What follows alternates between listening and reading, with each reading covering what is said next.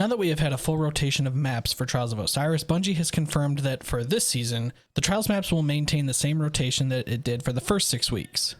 I thought it might be beneficial to break down all of the maps in the rotation, where their hotspots are, and go over some of the best angles to use when trying to succeed on these maps. There's going to be a lot of information in this video, which means there won't be a ton of gameplay footage in the background. But if there's one thing that I want you to take away from this video, it is that the more flexible you can be with your playstyle, the more successful you will be on each of these maps. Welcome back to the channel, my name is Man of Coal, and today, let's talk about map awareness and Trials of Osiris.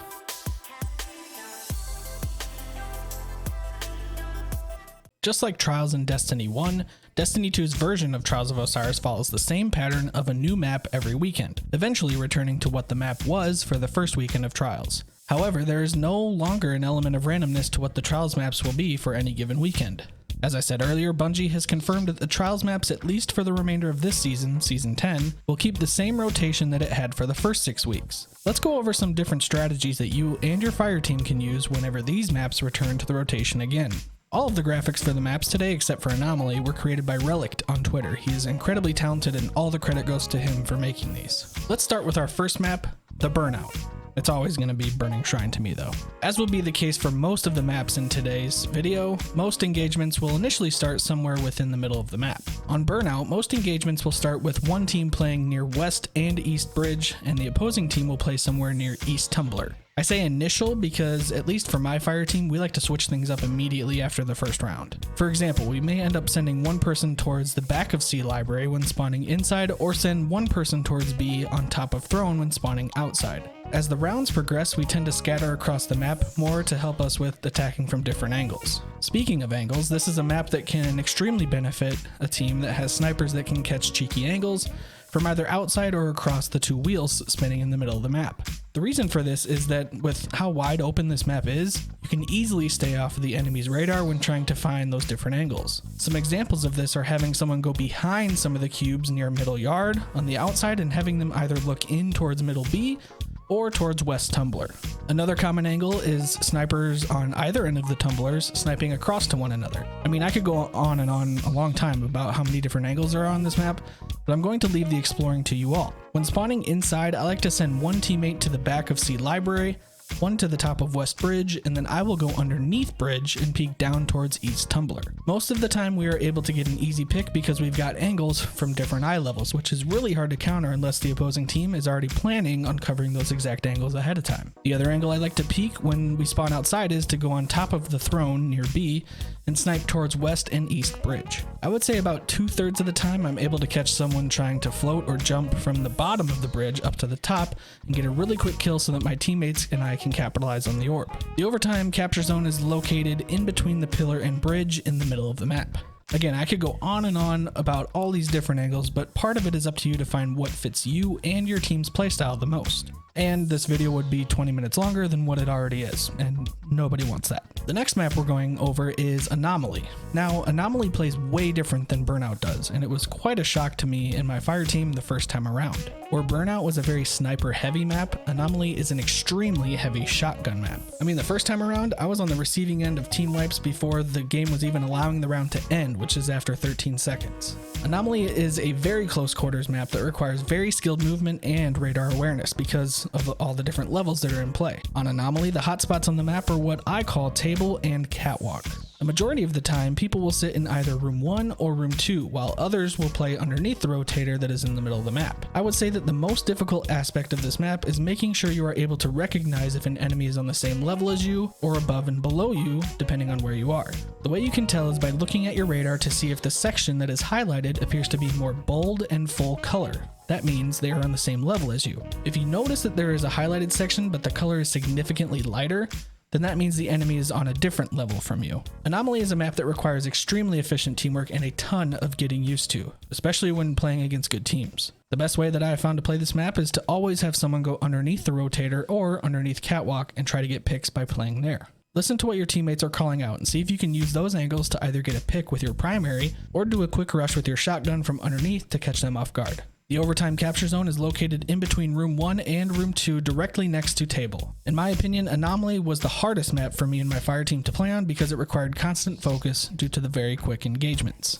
Moving on to one of my all-time favorite maps, Widow's Court. Widow's Court is 100% a sniper rifle map. You will very rarely, if ever, run into a team that has players using shotguns. On this map, you will want to use a sniper paired with something like an auto rifle, pulse rifle, or hand cannon, although hand cannons experience some pretty heavy damage fall off with how long the sight lines are on this map. From the initial spawn points, players will usually have their first encounter be somewhere near mid-street or near the stairs by Plaza. There are some very cheeky sniper angles on this map that you 100% need to be aware of at all times. The first ones are usually experienced right away off spawn. On church spawn, there is a truck that you may see a player stand on and snipe all the way down mid-street. On the opposite spawn, players will frequently jump on the truck closest to the initial spawn and snipe anyone from the other team that tries to jump near the front door of church. Some of the other hotspots include porch, or what I like to call sniper perch, apartments, and shelf, or what I call gazebo or hut. There are so many more spots that people go, but like I said, this video would be obnoxiously long. Go check them out for yourself, or if you want to see how I play them, you can catch me over on Twitch at twitch.tv/manofcoal. Every once in a while I will stream my trials runs and do runs with anyone that stops by the stream. You are more than welcome to come say hi. The overtime capture zone on this map is located in the middle of the map, directly below porch or sniper perch on the corner of the street. The way I play this map is I like to be the person that flanks completely off enemy radar and try to catch an angle on them without them ever even seeing me.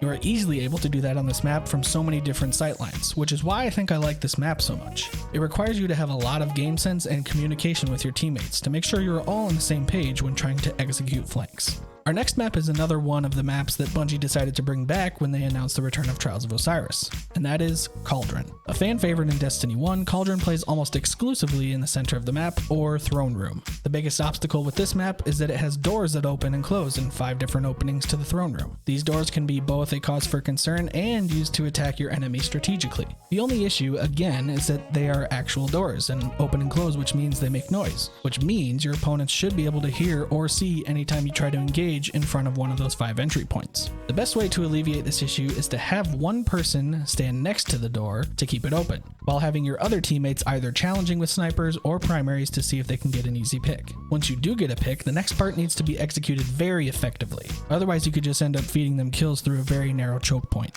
Use things like abilities, grenades, and supers to coordinate when, as a team, you should all push through to capitalize on the downed opponent. Another hotspot on this map is on the outside near Center Bridge. Since both spawns are on the outer part of the map, it can actually be a pretty quick engagement with the other team if anyone decides to make a push to Center Bridge. Most of the time, the team that spawns near Prison Cliff will either stay in their spawn or they will go near Prison Platform to try and combat anyone that goes to Center Bridge. Likewise, the team that spawns Bone Cliff will usually have people that run inside Throne Room right away to take it over, while also having someone go outside making sure that they can take control of Center Bridge. Most people will either hate this map or love it, and it really just comes down to the fact that there are those physical doors that open and close rather than almost every other map in the game that just has openings to the different areas. The overtime capture zone for this map is outside directly on Center Bridge. I don't know if it's just me, but I was super excited when Bungie announced that they were bringing back 3 Destiny 1 maps, because they were actually really good maps in Destiny 1. However, because Destiny 2 is slightly different in both the speed at which players play and that it is now on PC, which allows players to change their field of view, these maps just seem incredibly small and I almost feel congested when playing them. Let me know what you think about that down in the comments. Speaking of the 3 maps that they brought back, let's talk about our next map, Exodus Blue. Exodus Blue was actually a very nice Trials map to play on. It was probably the only map out of the entire rotation that I saw the most variety of weapons being used, and being used successfully. It allows for snipers to play their angles and create opportunities for their teammates to make plays. However, it also allowed shotgunners to bob in and out of cover and to close down the gap when trying to engage in the opposing team. It was the only map where I felt like I could comfortably switch between a shotgun and a sniper in the middle of the game and not feel like I had to significantly change my playstyle. I am someone that likes sniping, but I can 100% support a map that allows people to play in a variety of ways. It just creates for a better player experience and better player satisfaction. There are quite a few hotspots on this map that I will try to cover in the most efficient way possible, but it is all going to boil down to which hotspots your opponents are going to flock to. With that said, in my opinion, the hottest spots on the map are going to be the sightline that goes through Tube and into Warehouse, from the crates by Alley looking toward the bridge or Poba, crates looking into mid B, and crates looking through what my team and I call train. These are all sightlines that should be observed as the main ones, but you will frequently see teams stray away from these to find their own unique angles. One thing that I do want to mention about spawning on the warehouse side of the map is do not have all people on your fire team go into warehouse. If you do, you are immediately giving up 2/3 of the map and limiting yourself to a very confined space with only 3 ways to get out. Your best bet is to send no more than 1 person into warehouse, and I don't even recommend you do that, while the rest of your team play those hotspots that I mentioned outside. This map has many different angles to get sniped from, so keep your head on a swivel and be effective with your callouts. None of this, he's over there, or oh, on that thing right there. Make sure you are specific yet effective in what you call out. The capture point on this map is located exactly where B flag is located in the middle building. Overall, like I said earlier, I really enjoyed playing this map for Trials. Because of my experiences on the other 2 maps that Bungie brought back for Trials, my hopes weren't necessarily there when my fire team and I started playing this map, but the more we played, the more I started to be pleasantly surprised. Before we go over the last map, if you guys have been enjoying the video, make sure you hit the subscribe button and click the bell so you know when my videos get posted. The last I checked, about 95% of the people who watch my videos are not subscribed to the channel, which is kind of crazy. So if you haven't already, please subscribe, it would mean a lot to me. Again, huge shout out to Relic for making these graphics for these maps. He's also made them for just about every other map in Destiny 2, in case you want to go check those out as well. I'm going to put a link to his Twitter down in the description for y'all to check out. Alright, the last map we will be going over today is Rusted Lands. Rusted Lands is yet another map that they brought back from Destiny 1, coming to us last season in Season of Dawn. In my experiences on this map, I mostly encountered snipers with the occasional shotgun user sprinkled here and there. With bigger maps like Rusted Lands, Widow's Court, and even Burnout to an extent, the biggest thing you need to be aware of is angles. There are many places on this map where you can have no visual cue of where the enemy is on your radar, yet they are fully scoped in on you and ready to pull the trigger. The best way to combat this, and this goes for all of these maps, is to make sure you have people holding the main lanes of the map. For Rusted Lands, the main lanes of the map include looking from beach to the tank near front yard, from broken path all the way down through all of the front yards, and tunnel where heavy spawns. On the side of the map near beach, there are more vertical barriers that prevent from longer sight lines. I am simply highlighting the ones where enemies will not show up on your radar, yet have a perfect view of you. Most of the engagements on this map will happen from garage near the C capture point to tank, from broken yard to front yard near the B capture point, and through tunnel where heavy is.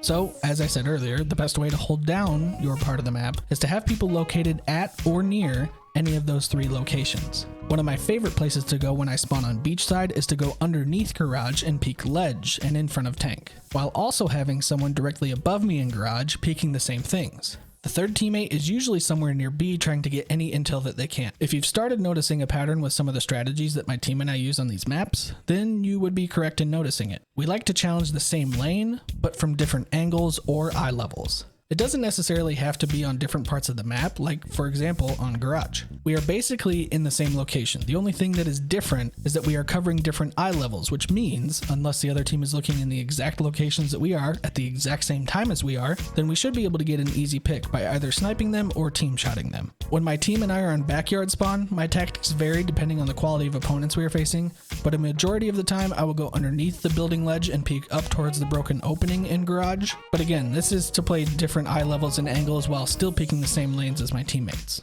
Other times I will scout if there's anything at broken yard or B, and if there isn't, then I will progress through and go on top of broken to see if I can get a quick snipe towards garage. The capture point in this map is located just outside of the tunnel in between broken and courtyard, and it is actually a little to the left of the yellow marker that's on this graphic. I believe they changed that after this graphic was already made though. There are so many different ways to attack an opponent on bigger maps, which is why I think I find them a little more enjoyable to play. And honestly, I think Trials is best when this type of gameplay is going on. It allows for a wider skill gap compared to maps that restrict you to play only one playstyle. While I am a fan of Widow's Court, it just doesn't allow for much variety in gameplay because of how open the lanes are. Maps like Anomaly are nostalgic to play on, don't get me wrong, but with how fast player movement is in Destiny 2 and with PC players able to change their FOV, it just makes for a very clustered gaming experience with almost exclusive shotgun play, which I'm sure people who like shotguns absolutely love.